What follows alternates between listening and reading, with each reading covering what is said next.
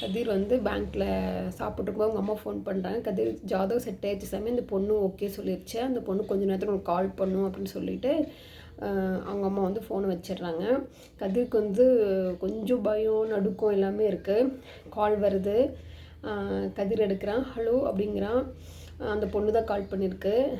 Hi, நான் நித்யா பேசுகிறேன் அப்படின்னு சொல்லுது. குரலே ரொம்ப சின்ன பொண்ணு மாதிரி இருக்குது. கதிர் வந்து அமைதியாக சொல்லுங்கள் நித்யா அப்படின்னு சொல்கிறான். ஓகே, நம்ம ரொம்ப நேரம் பேசலாமா, உங்களுக்கு நீங்கள் ஃப்ரீயாக இருப்பீங்களா அப்படின்னு சொல்லி அந்த பொண்ணு கேட்குது. இல்லை, நான் வந்து பேங்க்கில் ஒர்க் பண்ணிகிட்ருக்கேன். நான் வந்து உங்கள் பேங்க் ஆப்போசிட்டில் தான் இருக்கேன், வெளியில் வாங்க அப்படின்னு சொல்லுது. ஆனால் இவனுக்கு ரொம்ப ஷாக் ஆயிடுச்சு. என்னடா அந்த பொண்ணு ஊர்லேருந்து பேங்க் ஆப்போசிட் ஓடியாந்து பார்க்குறான். ஒரு பொண்ணு, சின்ன பொண்ணு, அழகாக ஒரு பொண்ணு இருக்குது. நான் தான் நித்யா அப்படின்னு சொல்லுது. கதிருக்கு ரொம்ப ஷாக் ஆயிடுது. வெளியில் போகலாமா, காஃபி சாப்பிட போகலாமா அப்படின்னு சொல்லி இந்த பொண்ணு கூப்பிடுது. அப்புறம் கதிருக்கு அவனுக்கு ரொம்ப ஷாக் ஆயிடுது. ஜாதகம் செட் ஆச்சுன்னு அம்மா சொன்னாங்க. அந்த பொண்ணு கால் பண்ணுன்னு சொன்னாங்க. நேரில் வரணும்னு அம்மா சொல்லவே இல்லை.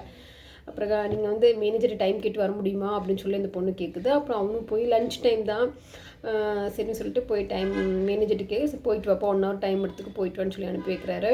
அப்புறமே காஃபி ஷாப் போகிறாங்க. அப்புறம் கதிருக்கு வந்து கொஞ்சம் பயம் நடுக்கம் எல்லாமே இருக்குது. இல்லை, அம்மா கால் தான் பண்ணுவீன்னு சொன்னாங்க, நீங்கள் நேர்லேயே வந்துட்டீங்க அப்படின்னு சொல்லி கதிர் கேட்குறான். என்ன வாங்க போங்கன்னு சொல்லிட்டீங்கன்னா, உங்களோட சின்ன பொண்ணு தான், உங்களுக்கு வயசு 33, ஜாதகத்தை பார்த்தேன், ஆனால் எனக்கு 21 தான் ஆகுது, இப்போ தான் காலேஜே நான் முடிச்சேன் தெரியுமா அப்படின்னு சொன்னேன். கதிருக்கு ஷாக் ஆயிடுது. இல்லை, எனக்கு 33, உங்களுக்கு 21ன்னு சொல்கிறீங்க, எப்படி உங்களுக்கு எப்படி எனக்கு பிடிக்கும், உங்களுக்கு மேரேஜ் பண்ணிக்கிறதுக்கு ஓகேவா, இல்லை வீட்டில் ஃபோர்ஸ் பண்ணுறாங்களா அப்படின்னு சொல்லி கதிர் கேட்டு. இல்லவே இல்லை, வீட்டிலலாம் ஃபோர்ஸ் பண்ணவே கிடையாது.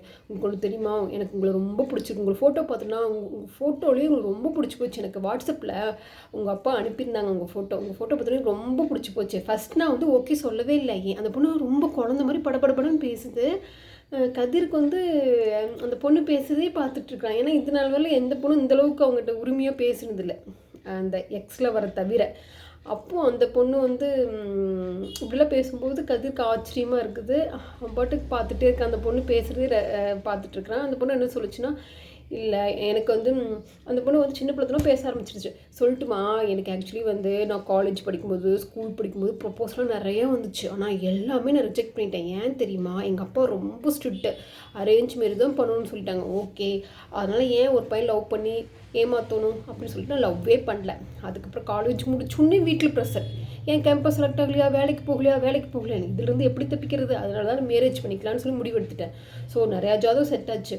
உங்களுக்கு ஃபஸ்ட்டு நான் பார்த்த ஏஜ் 33ன்னு போட்டுருந்துச்சு, அதனால நான் வந்து கண்டுக்கல. ஆனால் உங்கள் ஃபோட்டோ அனுப்புனாங்க உங்கள் அம்மா, அவ்வளோ அழகாக இருந்தீங்க.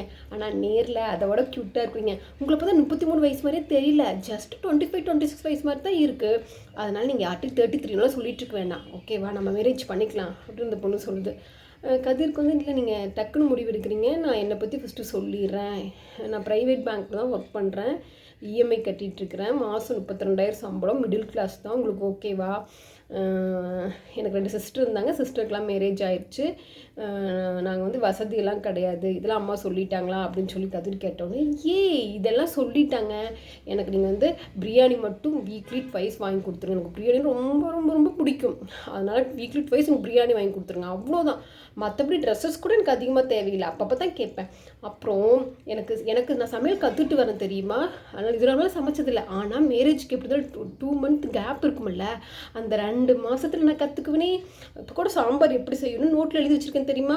கொஞ்சோண்டு எண்ணெய் ஊற்றணும், எண்ணெய் ஊற்றி கடுகு போடணும், கடுகு டப் டப் அப்படின்னு பொரிஞ்ச உடனே வெங்காயத்தை போடணும், வெங்காயம் பொன்னிறமாக ஆகணும், அதுக்கப்புறம் தக்காளி பார்க்கணும், ரொம்ப பெருசாக இருக்கக்கூடாது, ரொம்ப சின்னதாகவும் இருக்கக்கூடாது, மீடியம் சைஸ்.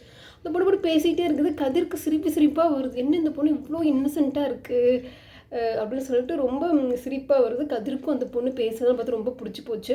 நீங்கள் என்ன ரொம்ப சைலண்ட்டாகவே இருக்கிறீங்க, உங்களுக்கு என்ன பிடிக்கலையா, ஐயோ பிடிக்காதுன்னு சொல்லிடாதீங்க, அப்புறம் எங்கள் அப்பா என்னை வேலைக்கு போக சொல்லி ரொம்ப டார்ச்சர் பண்ணுவார், உங்களுக்கு பிடிக்கலன்னு சொன்னால் கூட உங்களை நான் பிடிக்க வச்சிருவனே அப்படின்னு சொல்லிட்டு 2 பேர் காஃபி குடிக்கிறாங்க.